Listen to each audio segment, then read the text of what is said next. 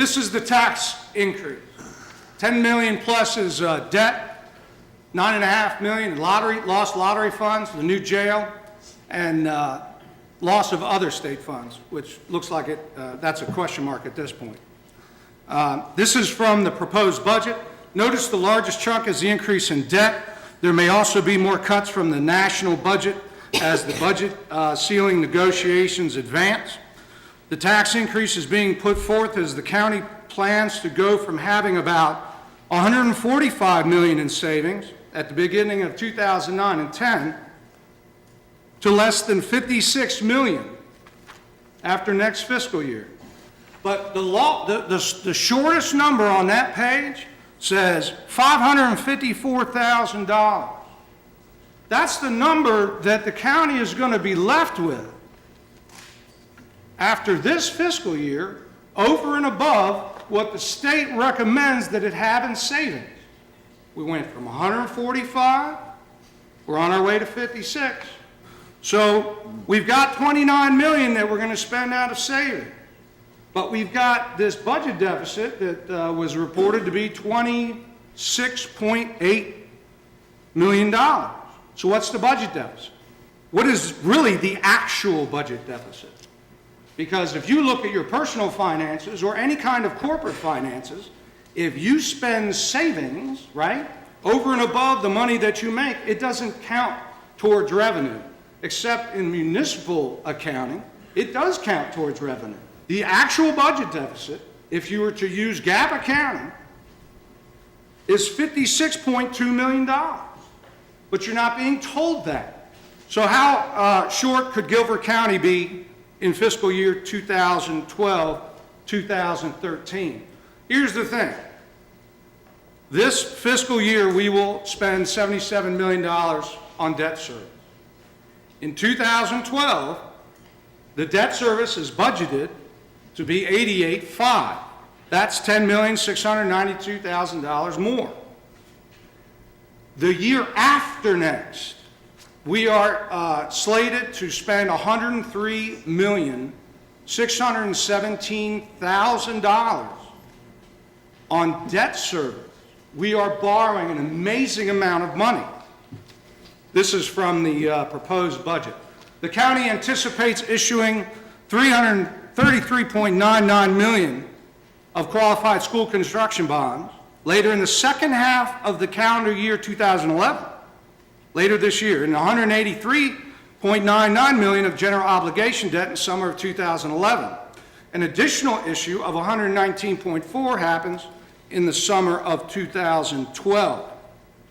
That's $337 million that we have not borrowed yet. We have not borrowed that money yet. We don't necessarily have to borrow that money. I think it'd be very important to let the public know exactly, once the proposed tax increase goes this year, what is the anticipated tax increase for next year, because it's a whole lot more money. You know what happens after you spend all your money? You got nothing, except for the debt. So this is the plan. Go to the bottom left there, and that's a small mountain. And the mountain gets bigger, and the mountain gets bigger. The orange is the top of the borrowing.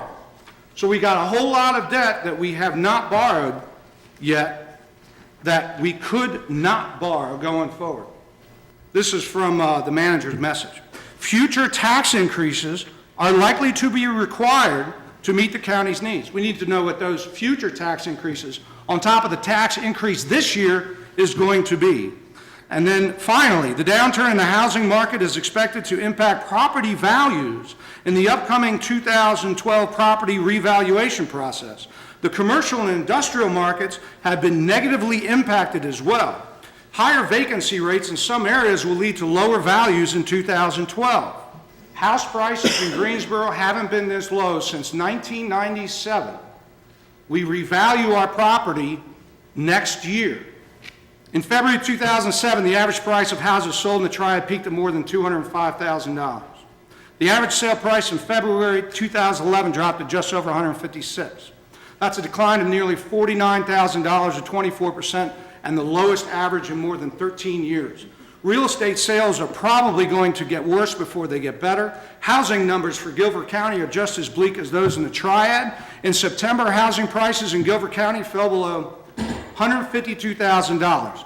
That's a decline of more than 23% in the last 4 years.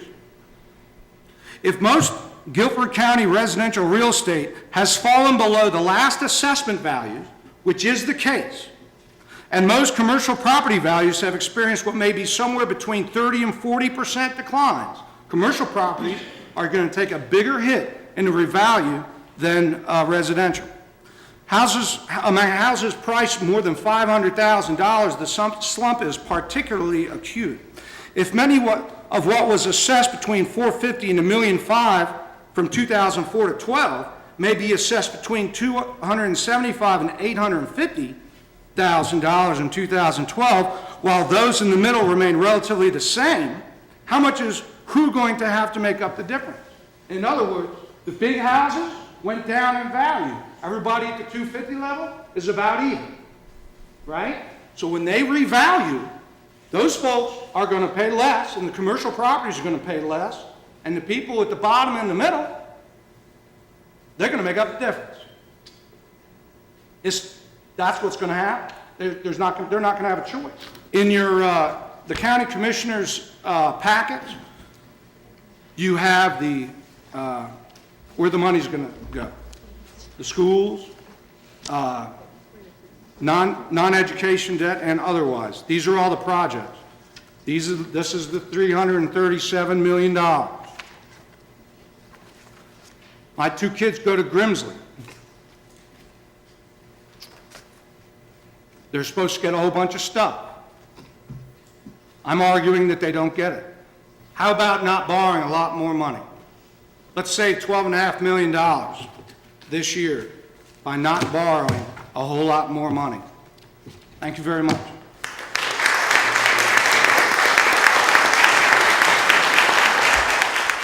You mentioned that Grimsley doesn't need it.